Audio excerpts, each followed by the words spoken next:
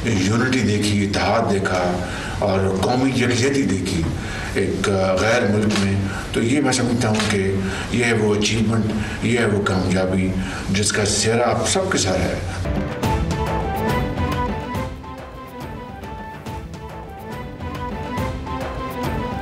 वज़ीर-ए-आज़म शहबाज शरीफ का Geneva conference की कामयाबी पर इजहार तशक्कुर। बोले अल्लाह ताला ने पाकिस्तान और मुसीबत ज़दा अवाम के लिए बेहतरी की राह खोली। सैलाब मुतासरीन के लिए $9 अरब से ज़ायद रकम गैबी मदद से कम नहीं। अमानत को दयानतदारी थर्ड पार्टी ऑडिट से हकदारों तक पहुँचाएंगे। इसी टीम वर्क से मुल्क को दलदल से निकालेंगे। इसहाक डार ने आलमी मालियाती इदारों को कायल करने में अहम किरदार अदा किया।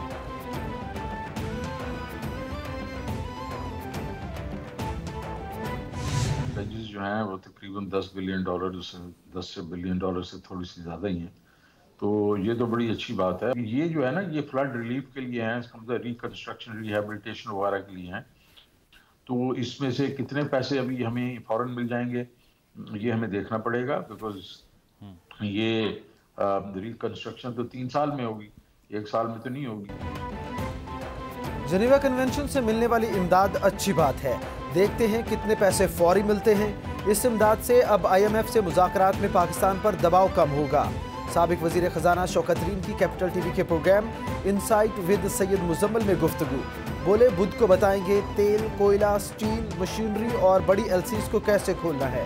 महंगाई की वजह से आम आदमी की मुश्किलात बढ़ती जाएंगी। हमने आटे की किल्लत नहीं होने दी थी।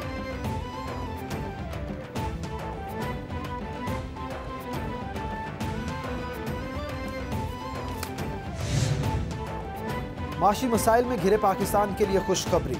सऊदी अरब का डिपॉजिट $5 अरब तक बढ़ाने पर गौर। सरमायाकारी $10 अरब करने पर आमादा। सऊदी वली अहद मोहम्मद बिन सलमान ने हिदायत जारी कर दी। पाकिस्तान में सऊदी अरब की जानिब से $10 अरब की सरमायाकारी भी की जाएगी। सऊदी अरब ने 25 अगस्त 2022 को पाकिस्तान में $1 अरब की सरमायाकारी करने का ऐलान किया था।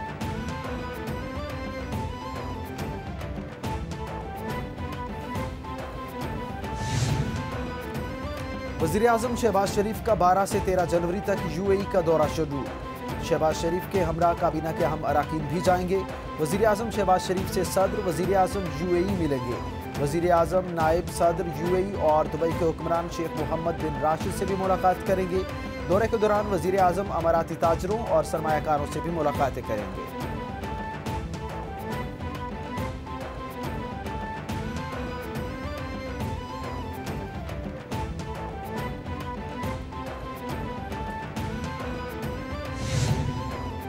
गैर मुल्की करेंसी अकाउंट्स में डॉलर रखना वबाल जान। शहरियों से लेन देन करने वाले भी परेशान। इसहाक डार के बयान के बाद लोग डॉलर निकालने लगे। डॉलर मार्केट में अफरा तफरी की सूरत हाल पहले से मसाइल में घिरी मईशत के लिए बड़ा खतरा। BBC के मुताबिक नकदी की कमी की शिकार मईशत IT बरामदात के $2.5 अरब से महरूम है। पाकिस्तान नया पाकिस्तान सर्टिफिकेट से अखराजात रोकने के लिए फ्लोटर बॉन्ड्स पर गौर करे।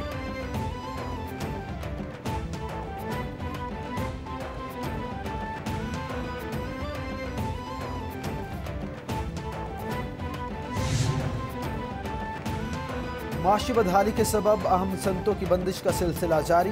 माशी परेशानियों के दरमियान डायमंड इंडस्ट्रीज ने भी पैदावार मुअत्तल कर दी। डायमंड का मैन्युफैक्चरिंग ऑपरेशन मुख्तसर अरसे के लिए बंद करने का ऐलान। एलामिया के मुताबिक दरामदशुदा खाम माल की अदम दस्तियाबी के सबब यह फैसला लिया। दरामदशुदा खाम माल की दस्तियाबी से मशरूत ऑपरेशन अगले नोटिस तक मुअत्तल रहेगा। डायमंड इंडस्ट्रीज की तरफ से फैसला स्टॉक एक्सचेंज को भिजवा दिया गया।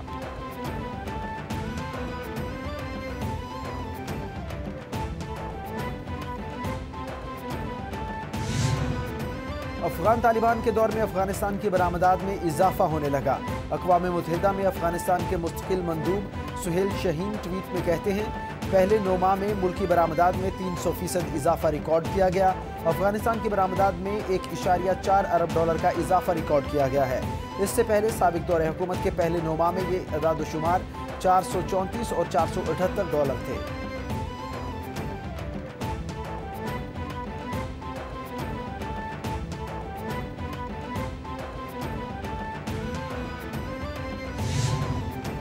आलमी मईशत को 3 साल के अंदर दूसरी कसाद बाजारी का खतरा।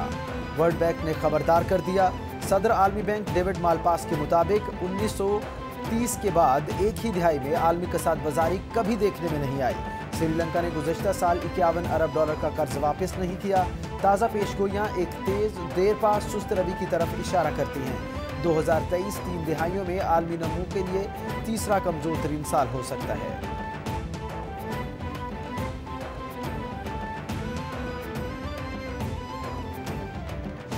पाकिस्तानी तो मुलव्वस था ही नहीं 9/11 में।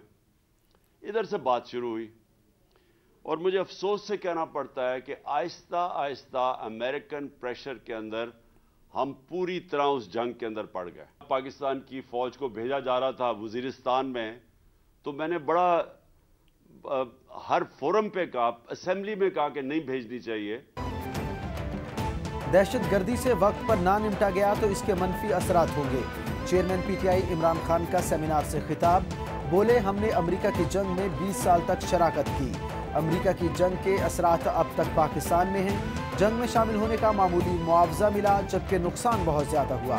मैंने वजीरिस्तान फौज भेजने की मुखालफत की थी। मुल्क में दहशतगर्दी के वाकयात में इजाफा हो रहा है।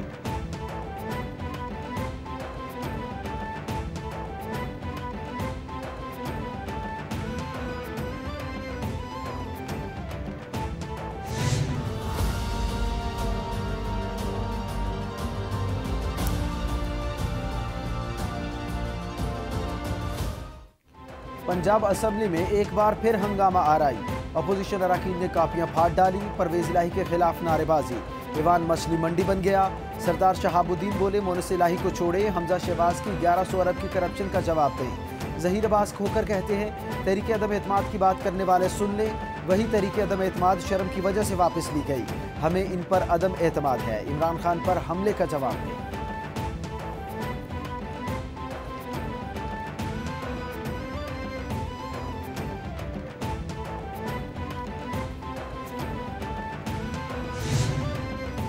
लीगी रहनुमाओं को पंजाब असेंबली में दाखिल होने से रोकने पर हंगामा।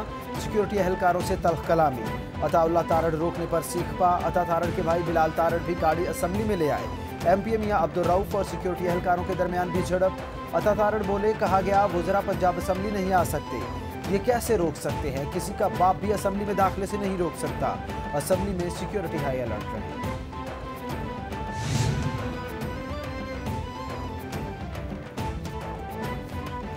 मुल्की सियासत में एक और जूते की एंट्री। पंजाब असेंबली के इहाते में विफाकी वजीर दाखिला राना सनाउल्लाह की गाड़ी पर जूता फेंक दिया गया। जूता मुबैना तौर पर पीटीआई एमपी राशिद हफीज के ड्राइवर की जानिब से उछाला गया। जूता विफाकी वजीर दाखिला राना सनाउल्लाह की गाड़ी की फ्रंट स्क्रीन पर लगा। वजीर दाखिला राना सनाउल्लाह भी गाड़ी में मौजूद थे। पुलिस ने जूता फेंकने वाले को पकड़ लिया।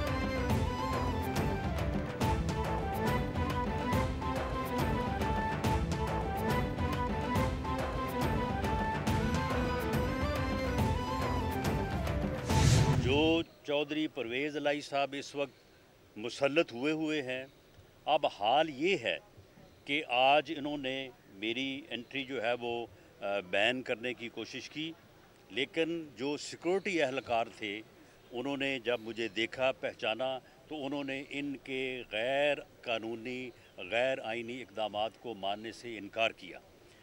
कल इन्होंने आईजी पंजाब को बुला के भी ये कहा कि आप उनको जो है वो आने से जो है वो रोकें। उन्होंने भी ये कहा कि ये गैर आइनी और गैर कानूनी हुक्म है, मैं इसको जो है इम्प्लीमेंट जो है वो नहीं कर सकता।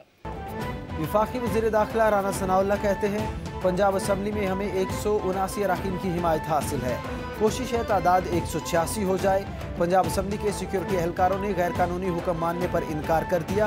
इनके पास नंबर्स पूरे नहीं, एतमाद का वोट लेना पड़ेगा। परवेज़ इलाही हुकूमत ने मुझे असेंबली जाने से रोकने की कोशिश की।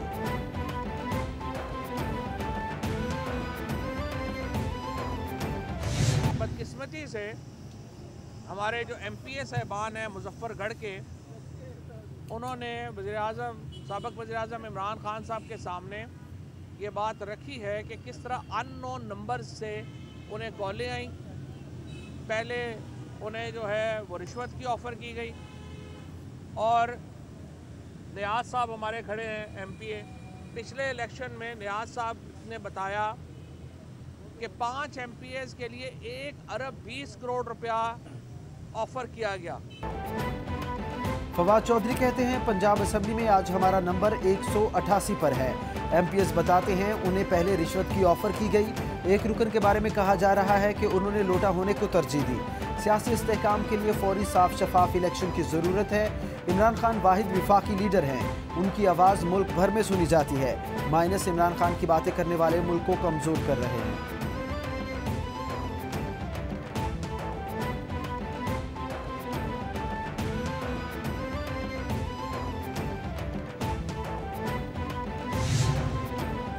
चेयरमैन PTI इमरान खान की ज़ेर सदारत अहम इजलास इत्माद के वोट के मामले पर कोऑर्डिनेटर ने रिपोर्ट पेश की। हर कोऑर्डिनेटर ने अपने अपने डिवीजन के अरकान से राब्तों पर ब्रीफिंग दी। इमरान खान ने पंजाब की पार्लिमानी पार्टी की कारकर्दगी को सराहा। बोले अपने अरकान की तादाद मुकम्मल रखी जाए। अदालत ने कहा तो इत्माद का वोट लेंगे।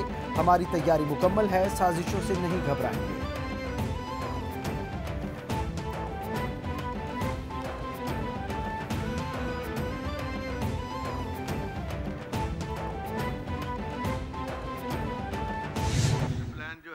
ये 2 साल पहले PTI की हुकूमत में शुरू हुआ। मियाँ साहब ने बताया है कि जो 2 नंबरी बाज शरीफ और नवाज शरीफ की वो है, ये शुरू से ही 2 नंबर है। हम इनके साथ 20 साल गुजारे हैं, कोई 1 नंबर काम करना ही नहीं, कसम खादी। वज़ीर आला पंजाब चौधरी परवेज इलाही कहते हैं शरीफ बरादरान ने कभी 1 नंबर काम नहीं किया। इन्होंने कसम खाई है मुल्क पर 1 रुपया भी नहीं लगाना। कायदे आज़म के बाद सबसे बड़े लीडर इमरान खान हैं। 20 अरब के प्रोजेक्ट्स शुरू करने जा रहे हैं। लाहौर मास्टर प्लान PTI हुकूमत में शुरू हुआ, आगे चलकर नून लीग नजर नहीं आएगी। वज़ीर आला पंजाब ने गुलशन रावी T जंक्शन अंडरपास के मंसूबे का संग बुनियाद भी रख दिया। वज़ीर आज़म शहबाज शरीफ के साहबजादे सलमान शहबाज की जहांगीर तरीन के घर आमद। जहांगीर तरीन और ओन चौधरी से मुलाकात। ज़राए के मुताबिक सलमान शहबाज ने जहांगीर तरीन को वज़ीर आज़म का पैगाम पहुँचाया। मुलाकात में आइंदा के सियासी लाहे अमल पर गुफ्तगू। सलमान शहबाज बोले इमरान खान ने मुल्क को तबाही के दहाने पर पहुँचाया। PDM के साथ इत्तेहाद में जहांगीर तरीन के ताउन पर शुक्रगुजार हैं।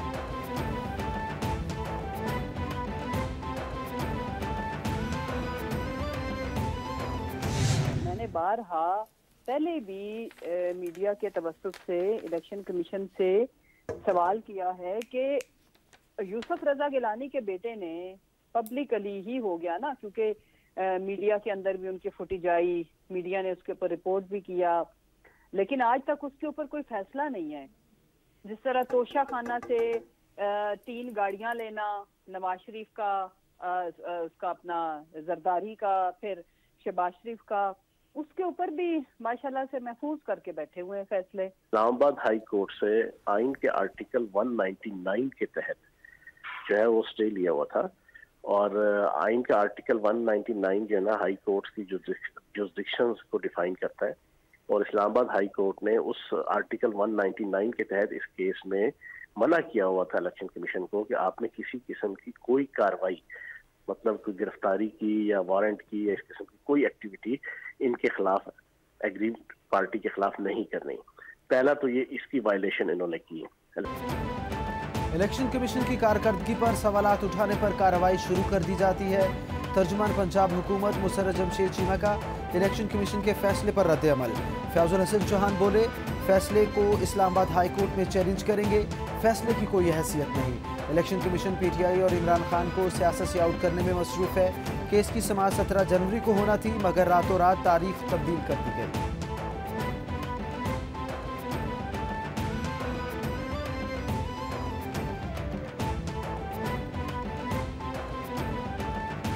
सियासी इस्तेहकाम तो लाजमी चाहिए, लेकिन ये जिम्मेदारी तो सारे फ्रीक जो है उनकी है ना।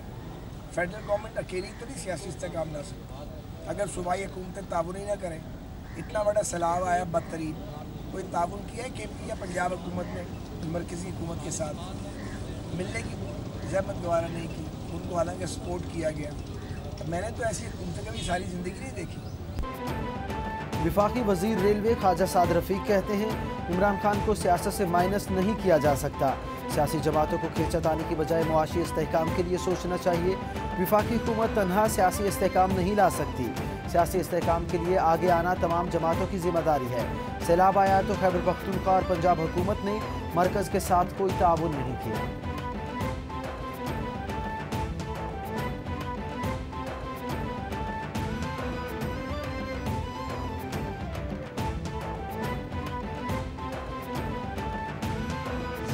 सिंध हुकूमत, मैं समझता हूँ कि पाकिस्तान में वाहिद सूबा सिंध है जो गरीब और मुस्तहिकीन को, जो लोग अफोर्ड नहीं कर सकते, 65 रुपये फी किलो आटा जो है वो फराहम कर रहा है। ये कि सिंध हुकूमत किसानों से वो गंदम खरीद रही है, फिर उसको सब्सिडाइज प्राइस में आवाम को दे रही है, और जो भी सब्सिडी की जो भी बर्डन है वो सिंध हुकूमत को उठाना पड़ रहा है। वज़ीर इत्तलात सिंध शर्जील मेमन कहते हैं वज़ीर खुराक सिंध को सख्त हिदायत की गई, वो महंगाई को कंट्रोल करें। ओपन मार्केट में अशिया खुरोनोश महंगी हुई हैं। सिंध में 65 रुपये फी किलो आटा शहरियों को फराहम किया जा रहा है। गंदम की किल्लत की वजह से आटे का बहरान है। गंदम जखीरा करने वालों के खिलाफ कार्रवाई की हिदायत की गई है।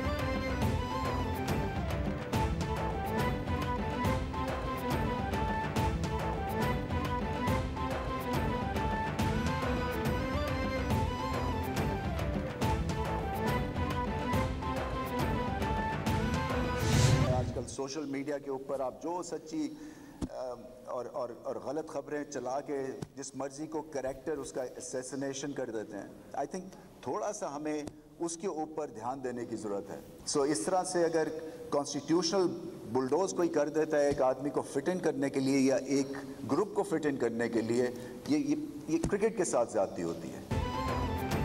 साबिक चेयरमैन पीसीबी रमीज राजा कहते हैं स्पोर्ट्स आपको बेहतरीन सबक देती है। जिंदगी को समझना चाहते हैं तो खेले। क्रिकेट का आइन इतना ही मजबूत है जितना आर्मी का। आइन को पामाल करके किसी को ज़बरदस्ती मुसल्लत करना गलत है। पाकिस्तान में मुस्तकिल मिजाजी का फुकदान है। पढ़ाई ने मुझे मैच फिक्सिंग से बचाया। क्रिकेट का कल्चर और दोस्ती का कल्चर गवर्नमेंट कॉलेज से सीखा।